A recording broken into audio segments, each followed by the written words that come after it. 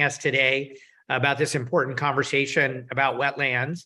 And I just like to acknowledge that I'm speaking to you from Toronto, which is the treaty lands of the Mississaugas of the Credit First Nation, and to acknowledge that Toronto is home to many First Nation, Inuit, and Métis peoples. And I also just want to express my sincere gratitude for all that I've learned from Indigenous peoples about how to care for the land, the water, the birds, the plants, the people who live here, not only for present generations, but for 7 generations into the future. And I just want to reaffirm the Ontario Green Party's commitment to the truth and reconciliation process. Today, I'm honored to be joined by Dr. Rebecca Rooney, who is an associate professor at the University of Waterloo and carries out research in wetland ecology. She's a world expert on biomonitoring and wetland assessment. Her research supports the implementation of wetland policy, invasive species management, and the protection of species at risk. She tackles fundamental questions around how communities assemble and what defines them, including the relative importance of biological interactions, environmental conditions, and landscape factors. Dr. Rooney also co-founded a coalition of over 70 wetland scientists and practitioners called Save Ontario Wetlands, which have some really great online resources that I encourage all of you to take a look at. So there is no doubt that we're speaking with one of Ontario's foremost experts on wetlands today. And I think this is a particularly important conversation because with all the discussion around Bill 23 and how it opens the Greenbelt for development, and I think in many respects that rightly has been the focus of so many people's concerns about Bill 23 and its effect on the Greenbelt. What's been discussed less, but is also extremely concerning, is the way in which Bill 23 and its associated regulations affect the way in which we protect wetlands in Ontario. And given the fact that we've lost almost 75% of the wetlands in Southern Ontario, I think this is an important conversation to have today. And Dr. Rooney, I really appreciate you taking the time to join us to lead this important conversation. And I was hoping, if you don't mind, if we could just open, and I want to do this because when I do interviews a lot of the journalists are like, well, why are wetlands important anyway? And so can you just maybe for our audience, just talk a little bit about, give us an overview of what a wetland is and what role they play in our environment and why they are important to people in our province? For sure. Well, thanks so much for having me, Mike. As far as what a wetland is, actually you can take lots of courses on how to delineate the boundaries around a wetland because it's not always as simple as you'd imagine. Wetlands are defined not just by the presence of water, but also by the traces water leaves behind. So some of our wetlands are just periodically wet. So it's easy to recognize, a shallow open water marsh that's full of cattails and water lilies, very recognizable, but we also have a lot of swamps in southwestern Ontario, and these swamps will be inundated, perhaps briefly in the spring, and then the rest of the time they could just look like the regular forest. But what differentiates wetlands are these traces that the water leaves behind. And so a key source of those traces are the changes that the water makes to the soil. We have sort of 2 main types of soil we find in wetland. We have this really rich organic soil that we call peat, and that gives us our peatlands. But we also have areas where there's mineral soil, so there's not as much organic matter building up, not as much peat, but it still has these traces that the water leaves behind. And then those changes to the soil, along with the presence of the water, change the plant community. Only certain plants have these adaptations that allow them to survive that inundation with water. And so those plants are also diagnostic. And so really when we're identifying wetlands, we're not doing it by the presence of water so much as by the changes that water makes to the soil and the vegetation community. And as far as what wetlands do for us, I like to think about them as having this portfolio of ecosystem services. And so obviously, they're really important in terms of biodiversity. 33% of the species at risk in Southern Ontario depend on wetlands to complete their life cycle. So they're crucial for species at risk. But more than that, they're economically really important. So for example, a study that was done recently at the University of Waterloo, where I'm a professor, concluded that wetlands just in Southern Ontario are providing $4.2 billion a year in water purification services. They're cleaning out sediment and they're removing phosphorus that comes from agriculture, other types of pollution. And that's every year. So if we didn't have these wetlands, we'd have to replace that with some kind of water purification plant. And that would be much more expensive than leaving these wetlands to do that work for us for free. So water purification is a big service. Another one, of course, is flood protection. In 2019 in Ottawa, we had this really expensive, damaging flood. 2015, we had floods in the GTA. 2013, we had floods in the GTA. I think they ended up costing us $1 billion or more in property damage. And there was a research paper that was done by the Intact Center so Intact is a major insurer, and you can understand why with these kind of costs of property damage and casualty insurance, that there's a lot of interest in the value of wetlands and preventing flooding. And they did a simulation looking at the Waterloo region where I am, and they found that if the wetlands hadn't been drained, if they'd been left intact, it would have reduced the costs of property damage by 38%. And so in this one little creek watershed in Waterloo, that was an estimated $51 million in savings. So they're really valuable for keeping our basements dry, for preventing flood damage, keeping insurance premiums low. Another really crucial service they provide is in carbon storage and sequestration. And so, of course, the peatlands that I talked about, those ones with the rich organic soil, that's just chock full of carbon. And the total amount of carbon held in Canadian peatlands is thought to be larger than that held in like the Amazon rainforest. So this is maybe one of our largest stores of carbon. But it's not just in peatlands, it's in mineral wetlands too. And so in Southern Ontario, there was a study done in 2018 that looked at, what the distribution of wetlands used to be in about the 1850s, compared that to the distribution of wetlands currently.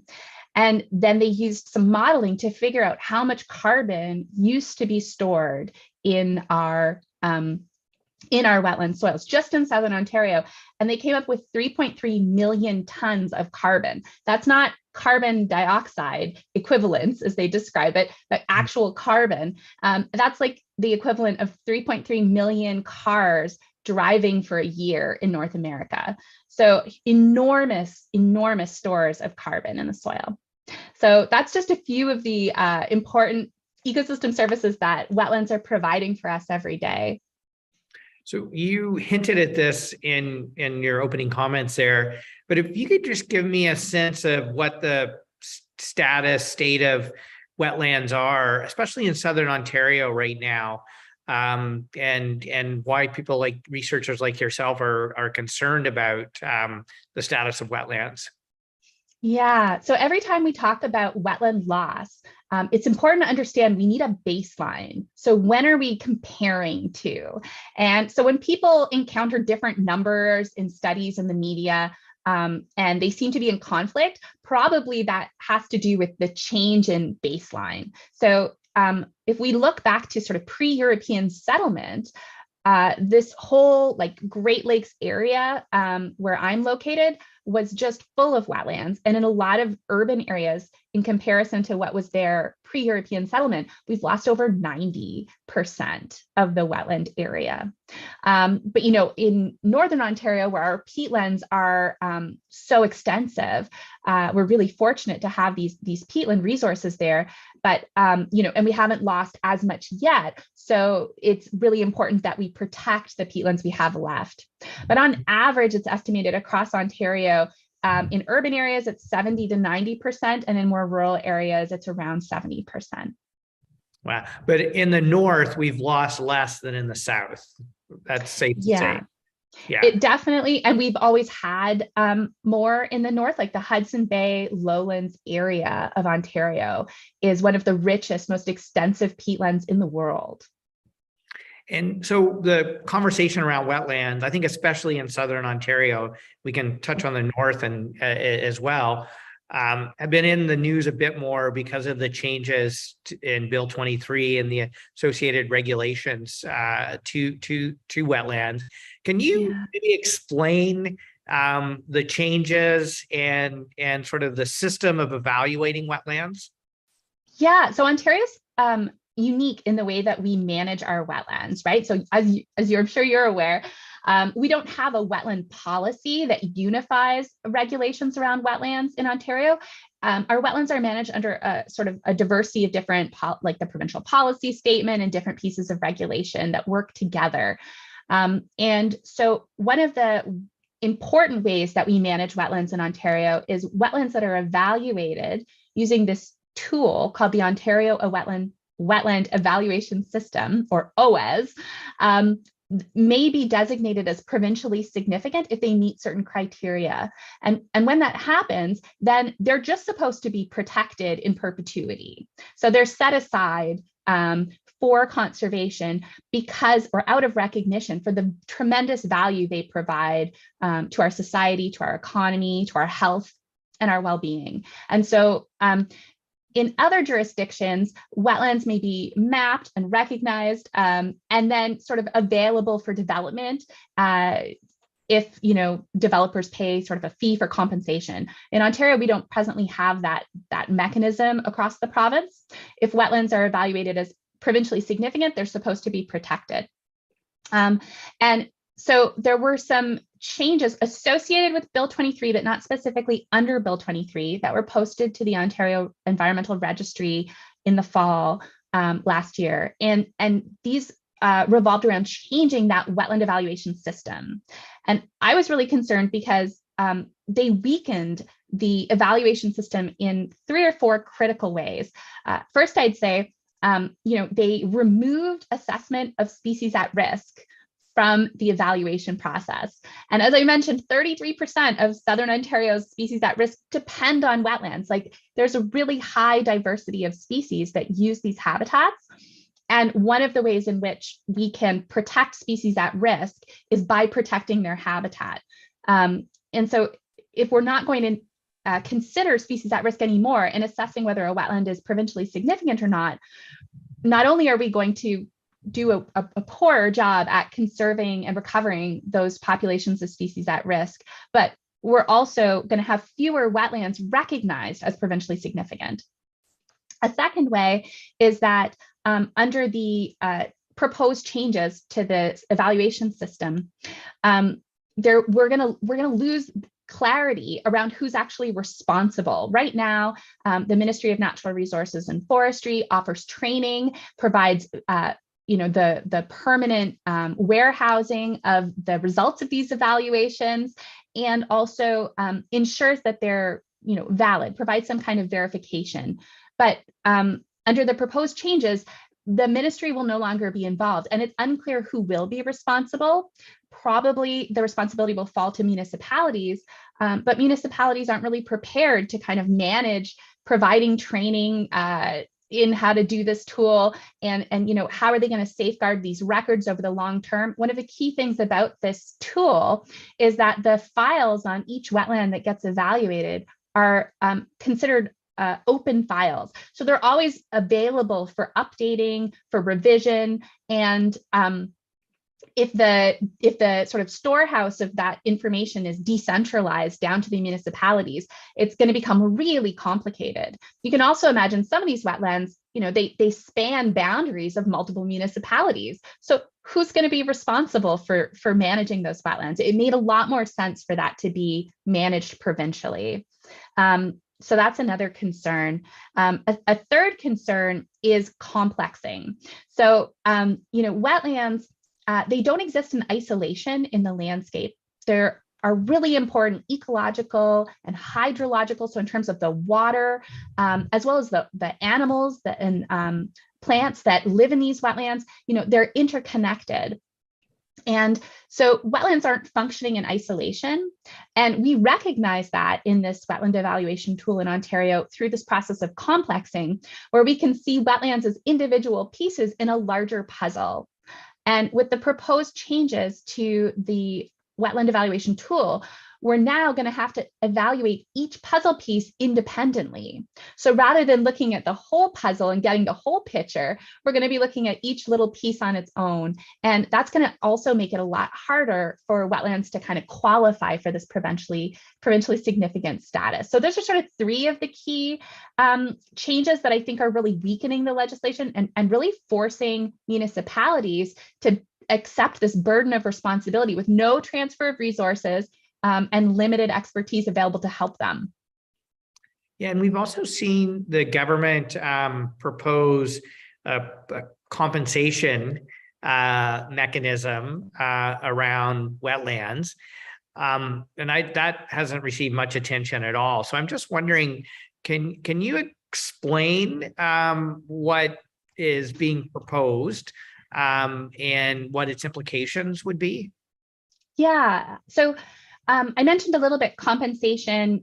Other jurisdictions like the United States has for a long time had this idea of no net loss of wetland area. And so if, a development is deemed essential, it has to take place. First, they're supposed to avoid impacting a wetland, go around it, locate your Walmart parking lot somewhere else, whatever, just don't harm the wetland. If you have to put it there, if it's part of a really important infrastructure project, if there's no way around it, then we want to mitigate the effects. So this involves, ensuring we protect the ecological and hydrologic connectivity of the wetland. We use underpasses and culverts and things like that.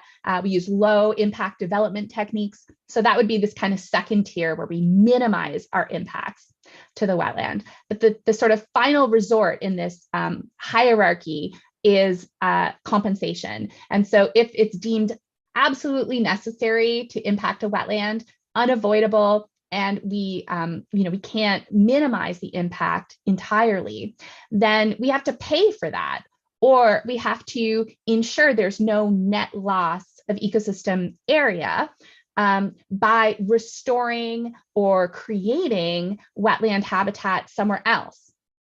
And in practice, in theory, that sounds pretty good.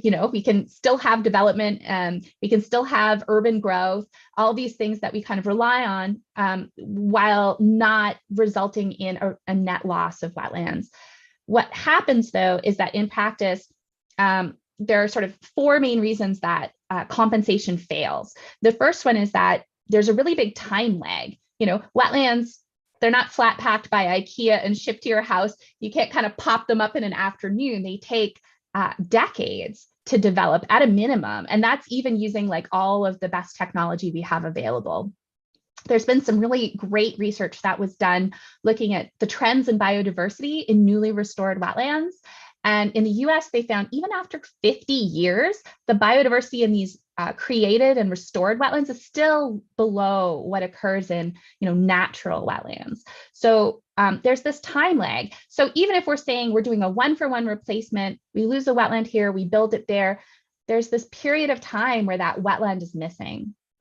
Another important thing is that ecosystem services like I described, things like the stormwater, flood abatement, nutrient pollution removal, these services are inherently local.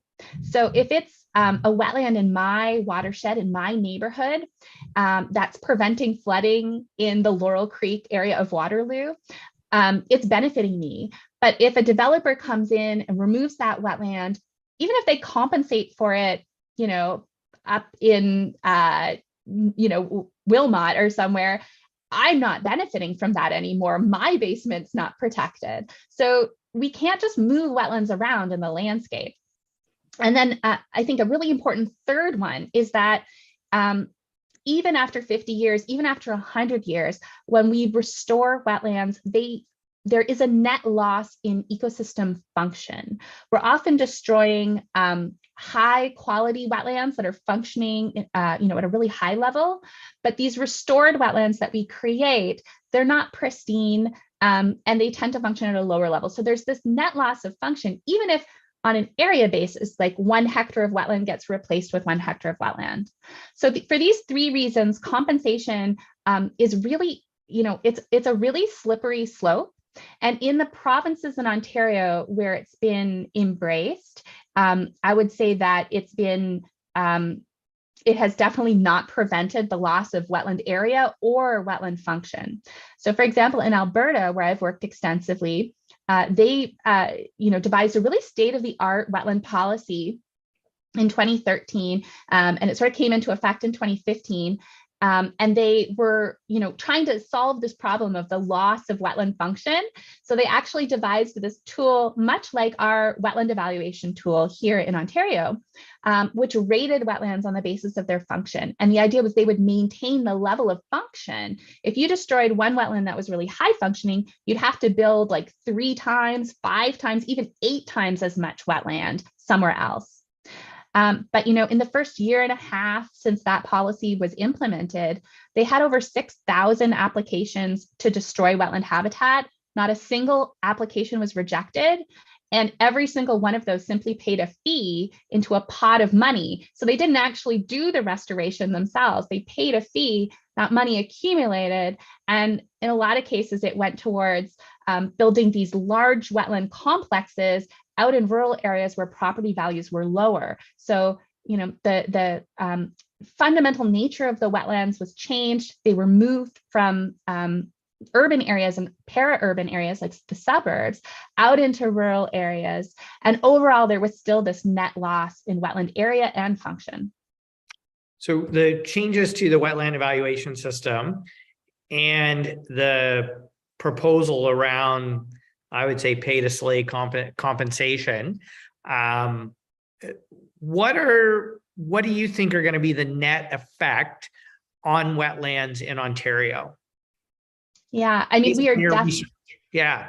Yeah, we are definitely going to see further endangerment of species at risk. Ontario, the Auditor General did a report on our progress towards species at risk recovery in Ontario, and it was not flattering. So I think this is only going to worsen the case for species at risk. And this is coming at a time when at the federal level, we're making these really ambitious promises. We're going to protect 30% of the land base by 2030.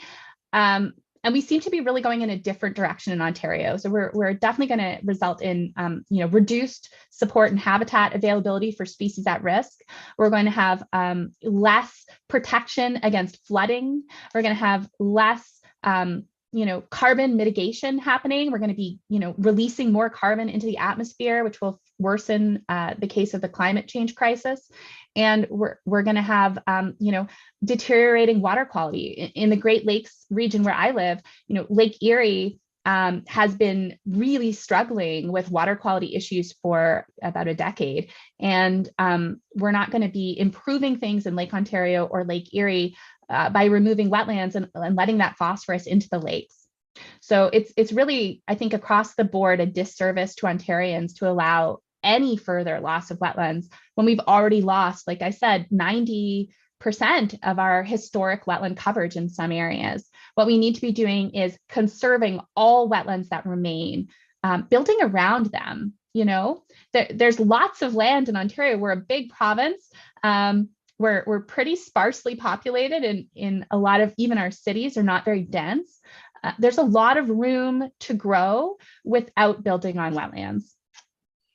I think one of the things that people talk about the most when I discuss wetlands with them is one, what's it mean for water quality and just the costs associated with clean drinking water.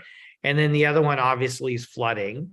And you've outlined a number of flood events that have happened over the last few years. And so, like, do you think these changes are going to have effects on like the cleaning of water and also on flooding? Yes, 100%. We're going to have more worse floods. We're going to have, losing wetlands means exacerbating climate change, and climate change is leading to more frequent and more severe storm events. So it's a double whammy. We're going to have more flood events, more severe flood events, and we're going to have less protection from wetlands to keep our basements dry. So, it's really, it's just completely the wrong direction to move to be allowing wetland loss. And I think the danger of this promise of compensation is that it kind of fools people into thinking it's been packaged in this way where we talk about we could actually fund conservation efforts by charging people to develop on wetlands, right? This could produce an income stream. But, as has been seen in the ivory trade, you can't fund conservation through pay-to-slay initiatives. It just will not work, right? It's like a Ponzi scheme. So don't buy into it, Ontario. What we need to do is conserve all the wetlands we have left and start restoring wetlands. It's very expensive to restore wetlands. If you look at like the restoration work that's going on around the Humber, there's it's extremely expensive. It's not a wise investment to destroy wetlands thinking we can just pay to restore them somewhere else, because it's very costly. And then we don't do a great job. And there's this time lag as well. So we really want to preserve the wetlands we currently have, and then start putting wetlands back where we've lost them the most. Yeah, it almost feels like if we're going to pay to enhance wetlands, like let's build more wetlands where the biggest flood threat is, rather than destroying wetlands and then using the money to somehow, I guess, like not really replace it. Just seems like such financial mismanagement given the way you've described it. It really is. And I think part of the problem is that, when we develop an individual wetland and it's kind of considered in isolation, there's big money to be made for the developers. So there's this sort of really clear, obvious economic gain in developing that wetland.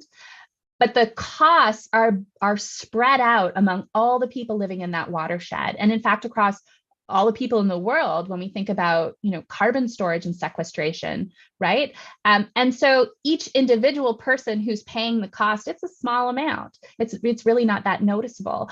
But compared to the concentrated benefits for the few individuals who are gaining from that development.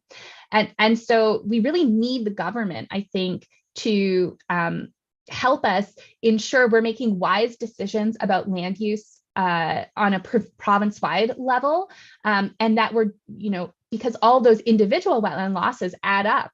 And so even though the costs borne by the individual of a single wetland loss, like the Duffins Creek provincially significant wetland, has been tile drained, and the loss to the individuals who live in the Durham region on a person-by-person basis is small. But when we think about the whole agricultural preserve now being open to development, and we think about the wide range of wetlands that are going to be delisted as provincially significant because they're no longer counting species at risk and they're no longer considering wetlands as part of a complex, then it really adds up. And could you just take a moment? I know a lot of the immediate legislation is around wetlands in Southern Ontario, but you've talked about the peatlands in the north, and I don't want this conversation to go without having a conversation about just how important those peatlands are. And so could you maybe just elaborate a bit on what we have in Northern Ontario and why those lands are so important? Yeah, like when we talk about wetlands in Ontario, honestly, the Southern Ontario wetlands are lost in just the tremendous wealth that we have in peatlands in the north, right? I think in Ontario, we have about 35 million hectares of wetland, but the vast majority of that is up north. And those are, I would consider them, a profound a treasure that we have the responsibility and the privilege of stewarding for the world. So, Canada's peatlands are like 25% of the entire world's wetlands. And so as such, we have a massive responsibility to the world, just like we think of Brazil has a responsibility to manage the Amazon rainforest responsibly, or Borneo, or, we have a responsibility here. And the threats that face peatlands are different than the sort of development pressures we're facing in the South. It's much more to do with industrial development, the Ring of Fire, and climate change impacts as well are a huge threat to those peatlands. Permafrost thaw. These are the sort of concerns that we need to think about when we're thinking about our extensive peatlands. But and the suite of species that they support are really different. But they're still extremely valuable in terms of carbon storage and sequestration, biodiversity value, and traditional, I would say, cultural and heritage values. One thing that I want to point out is, and I'm often called upon to defend wetlands, and an easy line of defense is to say they're so valuable, it's just bad financial policy not to manage them well. And I think I probably resort to that too much. But people don't have a connection to nature. If they don't have a personal connection to nature, they don't have relations with nature in the broad abstract sense of like Canada's northern peatlands or the Amazon rainforest. But we do have a connection to our local nature. And I think during the pandemic, when people were in lockdown and they were starting to appreciate their local parks and their local trails, their local stormwater ponds, they were seeing, the birds at their feeders, and they really started to feel much more of a connection to their local nature. It's only through that relationship to our local nature that we can find the kind of energy and passion and motivation to take the actions necessary to achieve conservation. And I really want to promote that people, go outside and enjoy their local parks, their local green spaces, because that is so important in terms of finding motivation for conservation. And to kind of encourage that, back in November, my lab organized a wetland cleanup in our neighborhood at the corner of Fisher Hallman and Columbia Road and Waterloo, across the street from a Sobeys grocery store. We brought together about 25 different people from the Waterloo community, and we cleaned like 15 or 18 bags of garbage out of this wetland. It was enough to fill the back of my Ford F-150 truck, like full to the brim. And that might seem like a sort of small thing in the face of these huge threats to our local wetlands, but it's so important. And afterwards, I can't tell you the number of people who participated in that event who felt really inspired and revved up to speak out about wetland conservation, to get involved in their municipal government. And increasingly, we're going to see if the province is going to step back from wetland management, if they're going to remove their responsibilities from managing the wetland evaluation tool, it's going to fall on municipalities. And so we really need to start engaging more with our municipal governments and encouraging them to recognize the value of wetlands. And a big way to do that is to get people to connect with their local natural spaces. Well, I almost feel like that's what we should end on. And I know we're running out of time, but I'm going to ask you one quick question to elaborate a little bit on what you just said, and to say just how important it is for people to speak out on the changes being proposed, especially with the wetland evaluation system and the proposed wetland compensation scheme. Yeah. So the Environmental Registry of Ontario postings for those two changes have closed, but I don't think that that means it's too late to have a say. Like people should. So we have a tool on our website at the Save Ontario Wetlands that helps people identify who is their MPP, and email or call those individuals, but also reach out to your local politicians, your mayors and your town council, your regional council. Talk to your neighbors about the state of wetlands in Ontario. The more that we can do to raise kind of the profile of wetlands and to get people thinking about the impacts that that's going to have on their insurance costs, on, the security of their property, I think the more we'll be able to influence the way that those policy changes are actually implemented. So it's really like a rubber meets the road, the devil's in the details kind of question here. Yes, maybe these are directions that the province is going, but that doesn't mean we can't influence how it actually gets implemented. So it's, I think, more important now than ever for people to speak up. Well, Dr. Rooney, I just want to say thank you for taking the time to just help educate people about the importance of wetlands and some of the actions they can take if they're concerned about wetlands. I really appreciate all the research you've done and just how valuable that is to the public conversation. And then obviously the advocacy work that you're doing as well, and trying to put, your research into action, basically. So thank you so much for taking the time today. And I just want to say to everyone who's tuned in, thanks for being a part of the conversation. Thanks for being a part of taking action, speaking out, and being engaged in our democracy, because these are really important conversations and policies that directly affect people's day-to-day lives, their livelihoods, their property, the quality of life in our province. So thank you all for joining us today. And thanks again, Dr. Rooney.